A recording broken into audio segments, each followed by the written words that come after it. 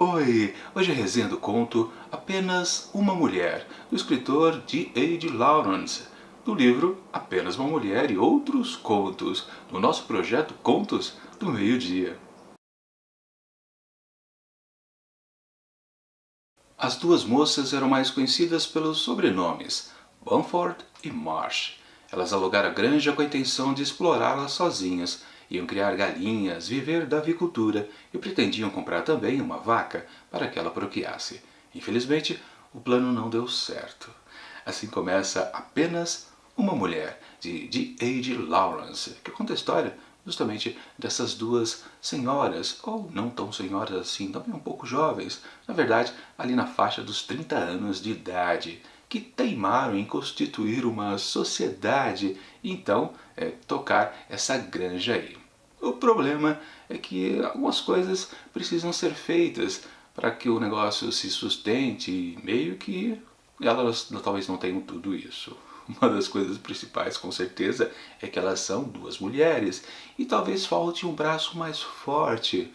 Com certeza um braço masculino que tenha força para tocar as tarefas mais pesadas do dia a dia. Embora uma delas seja forte também um pouquinho, enquanto a outra é um pouco mais franzina. Mas de qualquer forma, ainda falta talvez uma pessoa mais robusta ali. E também tem uma coisa que elas estão talvez no lugar um pouco inconveniente para se fazer uma granja, especialmente porque a propriedade está do lado de uma floresta e de lá de dentro da floresta sempre surge praticamente todos os dias uma raposa que subtrai uma das galinhas ali do galinheiro. Ou seja, aquela avicultura ali delas não vai durar muito tempo, é um negócio fadado ao fracasso. Mesmo assim, elas teimam em continuar com ele. Até um dia que bate a porta à noite um jovem, lá na casa dos seus 20 e poucos anos, um homem de nome Henry, que nada mais, nada menos é o sobrinho do antigo proprietário ali daquela granja. Ele não sabe que o tio vendeu a granja e muito menos que ele já é falecido. Afinal de contas, o rapaz estava na guerra lá da Primeira Guerra Mundial e ele está atualmente em licença. Meio que inesperadamente, a vida dele, antiga, mudou e a vida atual delas também vai mudar, porque afinal de contas, o encontro das duas com ele vai mudar tudo ali dentro daquela casa. Mas o que vai acontecer eu não vou dizer, porque senão estraga a experiência de quem ainda pretende ler este conto. Minha avaliação do texto. Algo que a gente pode dizer logo de cara a respeito desse conto é que ele é muito extenso. Se você dá uma olhada no sumário do livro, ou então dá uma folheada nas páginas, você logo percebe que ele ocupa exatamente metade deste livro. São 80 páginas. E aí você pode pensar, peraí, isso aqui não é um conto, está mais para uma novela pela sua extensão, né? Mas a gente pode dizer sim que Apenas uma Mulher também é um conto porque ele adota algumas características de conto. Por exemplo, ele necessita de um final mais específico, mais impactante, porque no decorrer de toda a narrativa parece que não há nada de novo, as cenas vão se sucedendo e não há assim um alinhavamento de outras características que se somam, se transformam em outras coisas. Não, vai tudo indo no mesmo ritmo. E no meio do texto, pelo menos para mim, eu ficava esperando, tá, de tudo isso que está acontecendo, quando vai ter alguma coisa interessante, chamativa? E claro, eu já botava a culpa que precisava de um grande final. Sim, essa história aqui dos três personagens tem um final para lá de interessante. Tem até dois finais, para falar a verdade. Há um final de reviravolta e depois um desfecho que daqui a pouco eu vou comentar, que é uma coisa completamente diferente. Claro que para alguns leitores pode ser que sim, durante todo o decorrer da narrativa há uma coisa interessante a todo momento, novidades. Sim e não, realmente depende de cada leitor. Mas o grande mote aqui da história realmente é o embate desses três personagens, ou melhor, da dupla com o rapaz. Porque, claro, há um choque de interesses. A Jill e a Nellie, que são na verdade o nome das duas moçoilas, né? Senhoras quase, denominadas mais pelos sobrenomes aqui na história, Jill Bamford e Nellie Marsh, elas querem continuar ali com o negócio e percebe que talvez esse rapaz que chega, o Henry, possa ajudar um pouquinho elas. Na verdade, ele é um cara muito entrão, podemos dizer, né? Ele meio que força a estadia dele ali dentro da casa. Um pequeno spoiler eu posso dizer que quando ele chega à noite, ele diz que não tem para onde ir. Elas acabam ali meio que aceitando na lábia do sujeito. Ele sabe dobrar mulheres, com certeza, esse jovem aí. E é o que ele acaba fazendo em cima de uma das duas. Eu não vou dizer aqui ao longo do texto qual das duas que se interessa por ele, mas é óbvio que uma das duas vai se interessar sim. E digamos que ele começa a crescer o olho. Poxa, se eu ficar com uma delas, eu posso ficar com a antiga propriedade do meu tio. Espertão ele, né? Na verdade, essa coisa também varia um pouco durante um texto. A gente não entende direito. Ele realmente quer uma coisa, ele quer a propriedade ou ele quer elas? Porque há muita discussão aqui no texto realmente dessa relação homem-mulher. Qual é o papel de cada um? O homem deve ser o mais forte e a mulher deve ser a mais submissa? Isso é uma coisa tradicional, né? Existe por toda a humanidade. Claro, aqui nesse texto é discutido isso, com certeza. Principalmente a razão de existência desse texto. Não é por acaso que na tradução aqui deste conto do Lawrence foi se batizado como apenas uma mulher, embora no original se chame apenas a raposa. E claro, a gente tem o simbolismo de ele, o Henry, também ser uma raposa ali no meio daquela história. Como eu comentei lá no começo da história, há uma raposa que todo dia rouba uma galinha lá do galinheiro. Basicamente a gente pode dizer que o Henry, quando chega, ele chega como uma raposa, uma das personagens, ou confunde com uma raposa, o jeito matreiro que ele vai se aproximando das duas, né? Então, meio que sim, ele vai roubar uma galinha, talvez outro dia ele roube outra galinha, e aí o galinheiro acabe. Afinal de contas, só tem duas mulheres ali naquela casa.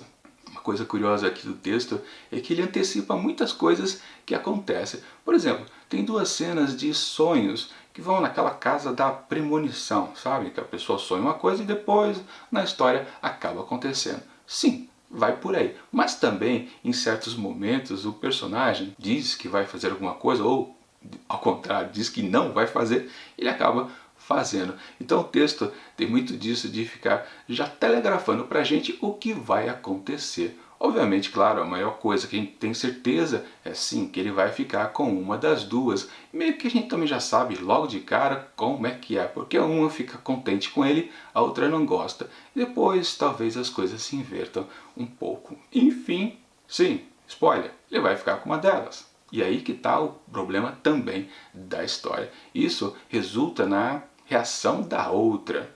Afinal de contas, aquela amizade vai para o beleléu. Mas também a gente pode começar a pensar numa coisa interessante. Mas espera aí, duas senhoras sozinhas lá na casa dos 30 anos, vivendo numa granja isolada da aldeia mais próxima, 10 quilômetros de distância para vocês terem uma ideia. E elas vivem sozinhas ali numa boa. Mas por que elas ficam ali tão sozinhas? Não tem homens, não namoram com ninguém? Dá para desconfiar que talvez elas tenham alguma coisa. O texto em si não faz nenhuma referência a que elas possam ter um envolvimento maior do que a própria amizade. Sim, é uma grande amizade, muito forte, mas não dá para dizer que ali há algum interesse realmente mais afetivo, íntimo entre as duas. Embora a gente possa considerar algumas coisinhas que a gente vê na capa de livro e de filme. E daí eu já comento sobre o livro que eu estou usando de referência aqui para essa resenha, onde há uma raposa aqui na capa, obviamente. É o título original, A Raposa. Mas essa história também é publicada sozinha, sem esses contos a mais, são 6 contos a mais aqui presentes. Ela também é publicada sozinha e aí nessas outras edições, bem mais antigas, você encontra talvez um spoiler. Por exemplo, nessa edição que está aparecendo aqui ao lado, vocês podem perceber pela imagem que, sim, as duas estão se beijando nessa ilustração. Como também na adaptação cinematográfica que foi feita lá em 1968, que também está aqui. E olha só, também elas estão se beijando no pôster do filme. Ou seja, o pessoal gosta de vender por aí que realmente elas têm algo mais íntimo e talvez o Henry chegue ali para atrapalhar o casalzinho de moçoilas ou senhoras. Mas isso não é dito exatamente no texto, embora se tenha muita valorização sobre o sobrenome das duas. A todo momento o narrador se referencia a elas por Bamford e Marsh durante muito tempo. Depois que a história já está andando bastante, que você começa a ouvir os nomes, primeiros nomes delas. Gil é o primeiro que aparece, e depois de várias páginas que a gente percebe, a gente até sente falta. Poxa, será que a outra não vai chamar a amiga pelo nome, o primeiro nome? Depois de muitas páginas, enfim, isso acontece. E aí surge o Nellie, que é de Ellen Marsh, Jill Bamford. Então essa insistência do narrador em usar apenas os sobrenomes, que é uma coisa mais masculina, né? Talvez seja um indício do autor meio velado que realmente as duas têm um relacionamento mais profundo. Será que na época que foi escrita essa história, lá em 1923, 22, não se falava abertamente sobre uma relação entre mulheres? Por que não? Num certo trecho do livro, ele é muito despachado a respeito de falar coisas sexuais, justamente quando Henry observa com mais atenção o corpo das duas mulheres, os formatos, as curvas, a maciez, imaginando, obviamente, né? Ele não tocou em nenhuma delas. Mas por que não o Lawrence não poderia ser mais despachado, dizendo que elas têm alguma coisa? Provavelmente ele quis deixar no ar isso. Mas nos pôsteres e ilustrações temos uma aposta mais específica. E se considerarmos, enfim, isso que aconteça, então temos uma disputa de um triângulo amoroso. E aí também você já começa a imaginar como pode ser o final dessa história. Como eu disse, a história caminha sem muitas revelações no seu decorrer, mas também a gente sente a necessidade de um desfecho impactante. E sim, é isso que vai acontecer por lá. Quem imaginou, talvez tenha acertado. Eu não vou dizer o que acontece, mas eu posso comentar, claro, sobre o outro desfecho da história. Lembra que eu disse, depois da reviravolta, havia um desfecho. E ali é praticamente um epílogo, uma reflexão do autor, do Lawrence, sobre tudo isso que aconteceu. Se durante todo o decorrer do texto ele não ficou analisando exatamente as coisas, a não ser nas entrelinhas, lá no final meio que ele sobe no púlpito e diz pra gente sobre o que é essa história. Quase um lance de moral ao final de uma história infantil. Ele explica pra gente as questões justamente da relação do homem para com a mulher, ou o contrário também. Qual a posição que essas duas figuras, os dois gêneros, devem acontecer dentro de uma família. E é aí, somente aí, que se justifica na tradução brasileira tem optado por apenas uma mulher, porque antes, no decorrer do texto, não há nenhuma referência, é apenas a raposa que permeia o texto inteiro. Somente lá no desfecho, aí sim se pode dizer, tá bom, esse texto pode se chamar apenas uma mulher, que tudo bem, porque há uma reflexão sobre isso, sobre ser uma mulher.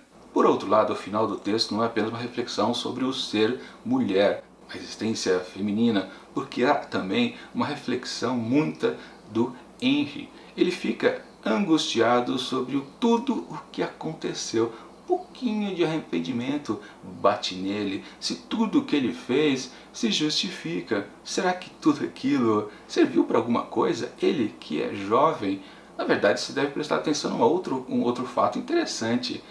Se fala muito da questão homem e mulher, mas não se presta muita atenção que há uma outra dualidade. São um jovem contra duas quase senhoras. Ou seja, a história é sobre a maturidade contra a juventude. Todo mundo vai pela questão mais sexual? Talvez não seja por aí não. Talvez o grande lance do Lawrence aqui era realmente discutir a existência humana. E geralmente, né, o ser humano só se percebe quando ele vai envelhecendo. E claro, se aqui temos o contraste do jovem com as velhas, aí temos sim a história principal deste conto, dessa novela, do escritor. Enfim, para Apenas uma Mulher, de D.A.G. Lawrence, eu atribuo 4 asteriscos. Bom, é isso. Até semana que vem, na quarta-feira, com outra resenha de Apenas uma Mulher e Outros Contos. E dessa vez sim será um conto curtinho.